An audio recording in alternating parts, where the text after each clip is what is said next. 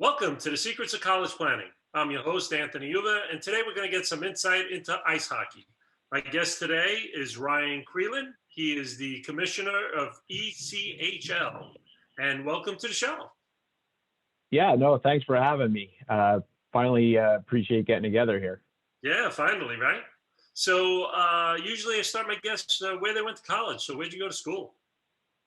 Undergrad, went to Seton University. MBA, I did at Rutgers, but make no doubt about it, I bleed blue. Fantastic. So let's just go back a little bit in time. In high school, when did you start thinking about going to college? Was it freshman year of high school, senior year? When did it all begin for you?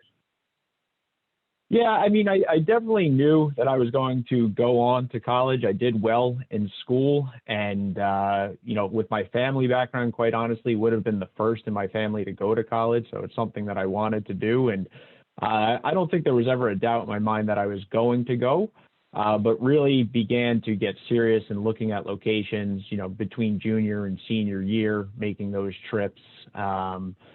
So again, thinking back on it, I don't ever recall in my mind saying, you know what, I'm not going to go to college, and just made a decision, I guess, in the final 18 months when picking a location. So you go on to Seton Hall University. What'd you think of the school? What'd you think of it as a student? Yeah, no, I loved my time there, the entire experience. I'm Jersey through and through, so was able to stay in Jersey, which was nice. The ability to get home when I needed to, but still get the full college experience. Lived on campus for 3 of the 4 years and then 1 year off, played hockey there, so had a good group. I was in the business school and in the sport management program. Really enjoyed my time with the faculty in that program and really the student body. I still have a lot of friends that came out of that program, and it was just the right fit for me all around. Great. So you graduate from there, you go to Rutgers University for your master's. What's the difference between the 4-year college and then going for your master's at Rutgers? Yeah, so, and perhaps a little bit more backstory there too. I didn't immediately go. I began working for the ECHL really coming straight out of undergrad. They allowed me to take 2 weeks off after graduation, kind of enjoy it, and then right into the workforce thereafter. And so I started there, again, pretty much immediately after commencement. 2 years off of schooling, and then began my MBA at Rutgers in 2008 and did that part-time. So working full-time, going to school at night part-time. A completely different experience, the full-time versus part-time, working a full day and then having to do night classes. I can remember not eating dinner till 10:30 at night most school days. Because I'd leave work and go straight to class and then get home for dinner. So it was a grueling period of time, was able to complete it in, I think, about 2 years, maybe 2.5 years. But yeah, just a complete different experience from a day-to-day standpoint, and the class makeup and even the protocol of classes just was a way different experience than undergrad. So you go to ECHL, and do you become the commissioner right out of college? No, that's not the track. I actually started as an intern, was finishing my senior year of college, decided to do an additional internship, was fortunate enough to parlay that right into a full-time job, and believe it or not, have been there ever since. And so have held a variety of different positions, mostly on the business side, just continuing to grow, learn new skills, and eventually make it up to the commissioner position. So I've been told that it's a story that doesn't happen too often, but it happened for me. Fantastic. So give us a sense of what the commissioner does at ECHL. Yeah, well, no 2 days are alike. I can assure you of that. And I can assure you, too, this year is different than any other year in the commissionership of the ECHL and really all of sports. But it's really overseeing the entirety of the league on both the business and hockey front. We're AA hockey. We're affiliated with the NHL and AHL. So if it's akin to the baseball model, again, we're that AA level. In a normal year, or 26, 27 teams. Next year we'll have 27 teams. This year, because of the pandemic, only 14 of our teams are playing. But again, overseeing everything on the ice, we certainly have a hockey operations department that manages the day-to-day in detail, but trying to grow our on-ice product. And then my background and what I specialize in is the business side. So, not only managing the day-to-day of the league office, but helping all of our teams grow their business across the continent. We have 2 teams in Canada as well. Wow, fantastic. Very interesting. So, what is the process for students? Do they have to go to college first to play ice hockey before they go there, or do you see kids like the NBA go from there to the minor leagues of NHL to the NHL? Yeah, so on the ice, hockey is probably different than what's accustomed to basketball and football. University or NCAA colleges are growing in the sport of hockey. In fact, we do recruit a lot of players out of NCAA collegiate hockey. But there's also something known as major juniors. There's a series of leagues throughout Canada and trickle into the northern U.S. That's designed for 16 to 20-year-olds. And so we also see a lot of players out of juniors. That's where a lot of NHL draft picks go, and then they may get assigned down to our league. But the hockey model's a little different than the traditional basketball or football model. So can you give us because a lot of the audience are high school students and their parents, can you give us a path of what a high school student goes through in ice hockey? Well, at the high school level, you're still managing your day-to-day classes. And then if you have a high school collegiate program, really depends on the part of the country. Certainly the North and the Midwest are more akin to having a hockey program. They're starting to materialize in some non-traditional markets, but ice hockey isn't popular in every market, certainly as you make your way into the South and the Southwest. And most of your games, again, because ice time is so coveted, you may not be practicing every day. You may have to join a traveling team, or again, if you're good enough to get onto one of those major junior teams, again, designed for 16 to 20-year-olds, and then you're getting billeted and doing your schooling on the side. Again, that's one path. We are seeing a growth of completing high school and going on to 4-year collegiate NCAA hockey. And then you're in a Division I program like you would be in football or basketball. And at completion, so for instance, in our league, we have something that's known as an amateur tryout. So at the completion of your collegiate career, you could kind of get a cup of coffee in our league and try your hand at the pro ranks, or certainly even earn a pro contract. Wow, that's very interesting. So at the majors, are they all in Canada? No, the National Hockey League has 32 teams, or excuse me, will have 32 teams. Seattle hasn't come to fruition just yet, but it's been announced and will start in the 21-22 season. I believe there's 7 Canadian NHL teams, and then the balance, I guess 25, once Seattle comes in, will be in the U.S. The AHL has a number of Canadian teams, but the predominant is in the U.S. And then again, we'll have 27 next year, 2 in Canada, and 25 in the U.S. For major juniors, that's 16 to 20-year-old, predominantly in Canada, but there's some in northern New York and Ohio and out on the West Coast in Washington and Oregon. But only a handful of teams, maybe about 8 or 9 total. So what is the major juniors like? Give us an example of what they would be like for a student that ends up going there. Well, again, you have to be very good at the sport, first of all, to get drafted onto one of those teams. And but you are coming from all over the country, continent, or even Europe, quite honestly. and it's really considered the premier hockey for the 16 to 20-year-old age group. You see a lot of NHL draft picks come out of those leagues. Usually the top picks overall and all the way throughout the draft. Those players are usually billeted by local families in the community that they get drafted to. But again, trying to continue their education on the side as well to complete their high school education. Interesting. So do they get invited to those, or do coaches find them at some point in the high school level? Yeah, actually, those leagues have drafts as well, and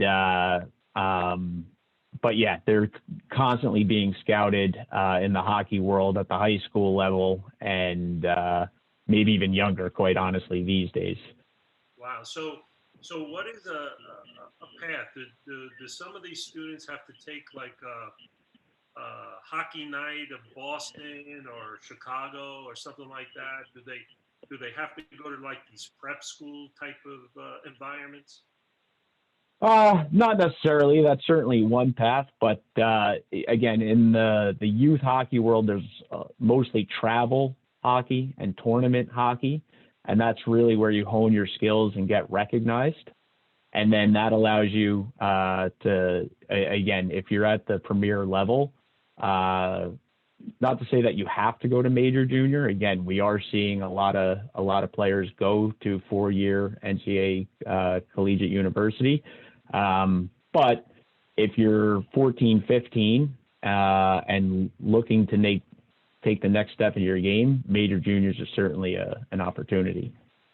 Now, students that take these paths, is it all about just ice hockey, or is there some schooling that takes place so that at least, because not everybody's going to go to the NHL? Yeah, no. I think that's part of the shift as well. I mean, NCAA hockey has grown, but even everyone who goes to major juniors, only a small fraction ever become pro, and certainly even a smaller fraction go to the NHL. So you're seeing that shift to 4-year collegiate universities, and whereas in major junior, you may come out at age 19 or age 20. If you complete your 4-year degree in NCAA, you're probably coming out at age 21 or 22. But you are seeing at least partially that shift because of the focus, one, on the hockey improving, but two, on the education that goes along with it. You're now coming out with a 4-year collegiate degree. So, again, as a general rule, no matter the sport, if you're able to pick up an education on the way, it's certainly advisable.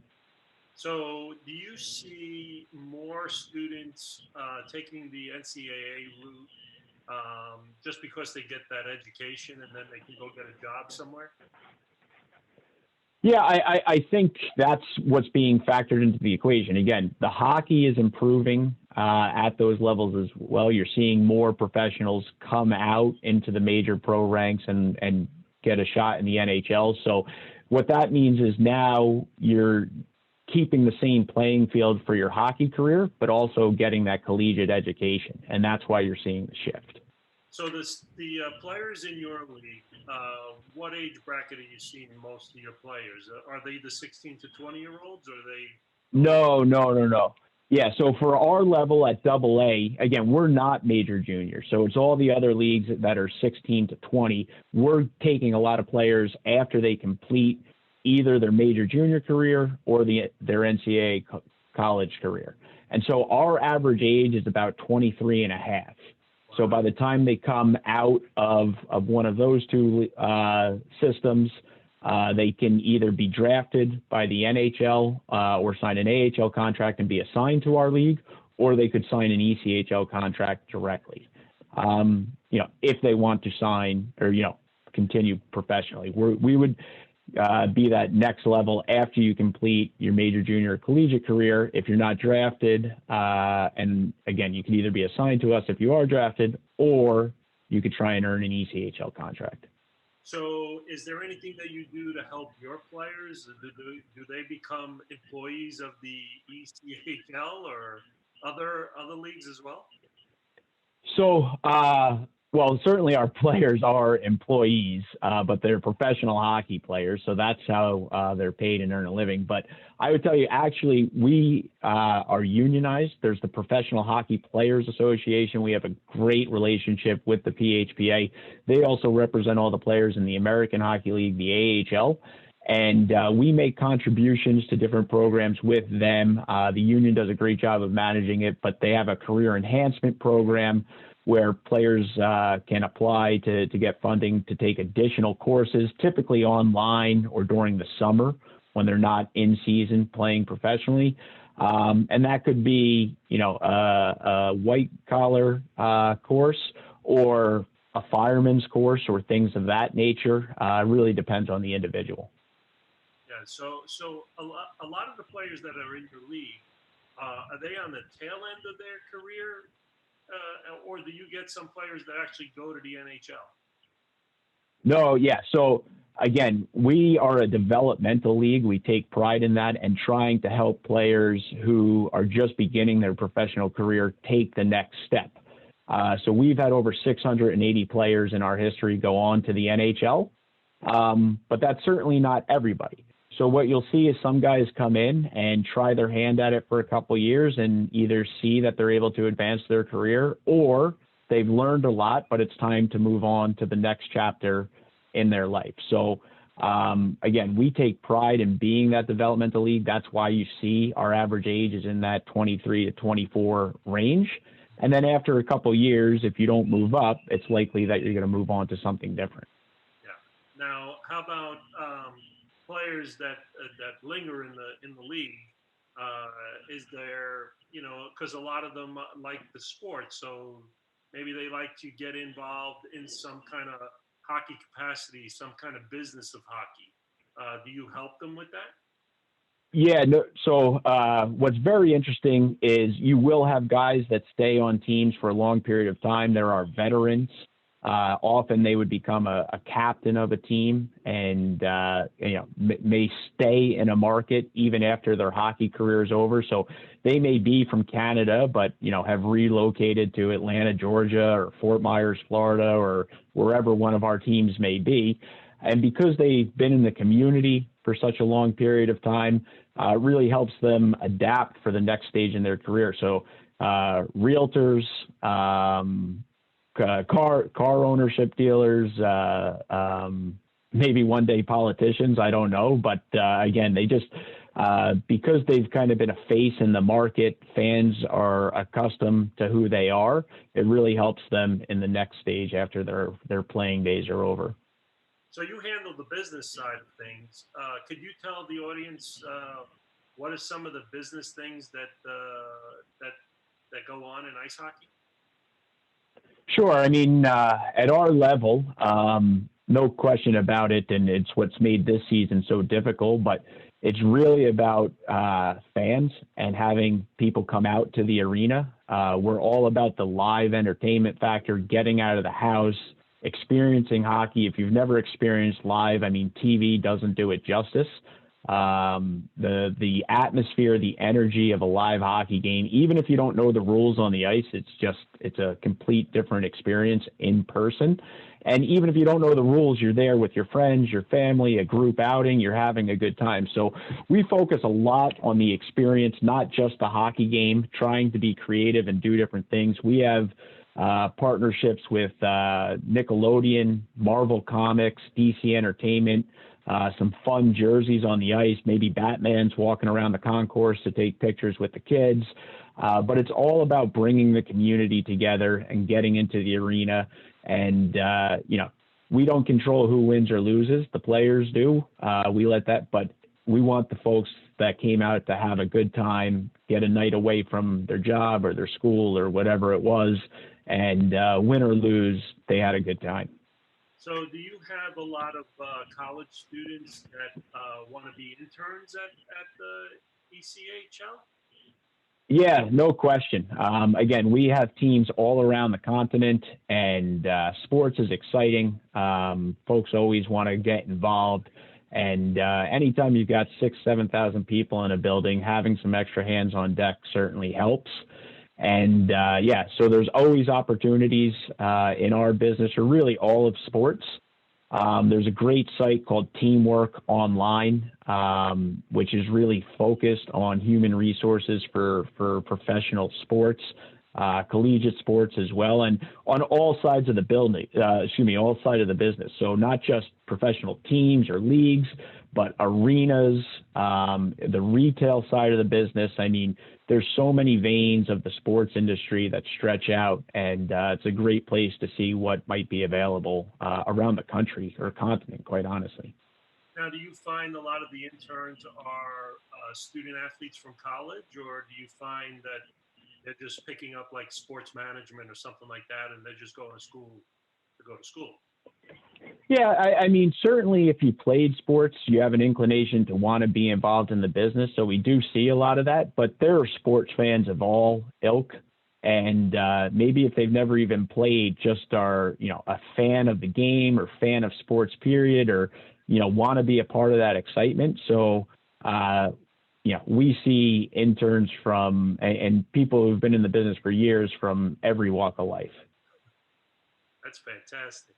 Now, how about the way you get your players? Is it a draft? Do colleges and the major juniors, do they just send you the players? How does it all work? How do you get your players? Our team's head coaches and general managers do a ton of scouting in the off season. Certainly, there's a set of players that you may bring back from the prior season. And then your NHL affiliate is going to assign some players down to you. Again, they may have drafted some players that they own the rights to. They may assign them to their ECHL minor league affiliate. And then the balance is just the coach recruiting. And that could be through his own network of scouts, through his affiliates' network of scouts, looking at their major junior career, looking at their collegiate career. We do have a small portion that comes from Europe or other overseas as well. And it's really their hockey network that they're recruiting and scouting with to fill out the balance of their team. So, not everybody can get to the NHL. It's probably less than 1% that actually make it to the NHL. Sure. Now, those people are usually making, $1 million or whatever. What is an ice hockey player in the minor leagues? What do they make? Are they like baseball players that make $18,000 a year? Yeah, probably somewhere in there, maybe a little bit more. We do cover housing and meals and things of that nature as well, so it makes in season a little bit easier. And if you're on an NHL or AHL contract assigned to the ECHL, you're certainly making some more money than that. But it's like everything else; it's better at the top, and it's part of the driving force, I guess, as well, to try and advance your game to the next level. So, what type of players are usually playing ice hockey? Do you find a lot of just the bigger guys playing it, or do you find any type players? Yeah, no. I mean, hockey's a pretty interesting sport in terms of, how you can be successful. Being big and bulky can help, certainly if you're a defenseman and trying to play that position. But I've seen guys in our league that are 5'8" and just very speedy, and they can get around that bulk and have a very successful career. So I guess that's the beauty of our sport, is that we come in all shapes and sizes, and it's really the heart that determines your success. And how about goalies? Did they go through a different type of process, or it's the same for them as well?